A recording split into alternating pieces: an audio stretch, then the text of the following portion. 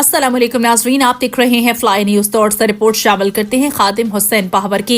Sindh health minister doctor अजरा फजल पचोहो साहिबा, सदर जिला शहीद बेनज़ीराबाद मोहम्मद सालिम जरदारी, डीसी शहरियार गुल मेमन, CEO तारिक कादिर लाकेर, कमिश्नर नदीम अहमद अबरू ने दौड़ मॉडल सिटी का इफ्तिताह किया और मुख्तलिफ जगहों का विजिट किया।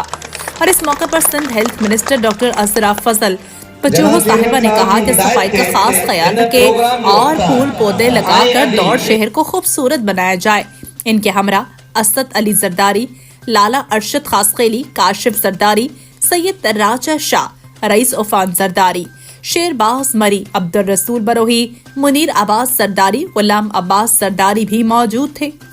इनमें सफाई सुथराई के मामले में सॼो कचरो गंद साफ़ करण की ज़रूरत है। ऐं तव्हांखे इहे बि दरख़्वास्त कयां थी दौड़ जे माण्हुनि खे त पंहिंजो कचरो जेको आहे पाण समेटे ऐं जेको आहे कचिरे जे दॿे में विझनि ऐं घिटियुनि में पंहिंजे जेको आहे मोहल्ले में गंद न कनि, कचिरो न कनि।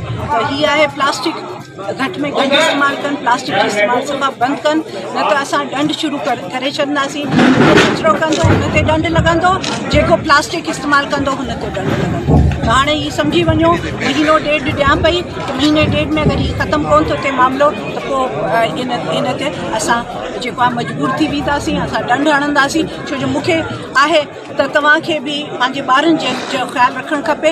हीअ मुल्क असांजो आहे, हीअ शहर असांजो आहे, ॻोठ जेको दौड़ असांजो आहे, असांखे हिनखे साफ़ सुथरो करिणो आहे, असांखे हिनखे बहितर करिणो आहे।